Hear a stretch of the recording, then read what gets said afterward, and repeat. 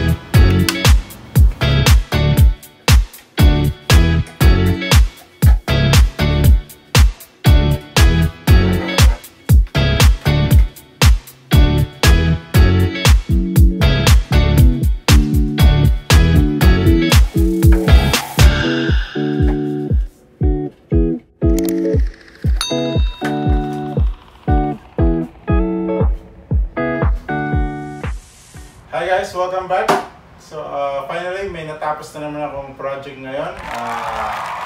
Ang tawag nga dito is chair ladder or ladder chair. O hindi ko alam kung gusto niyo tawag.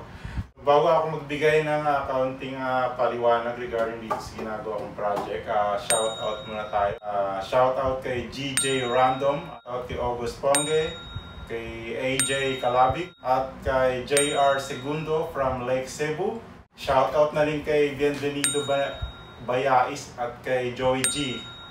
Jorian from Olongapo City.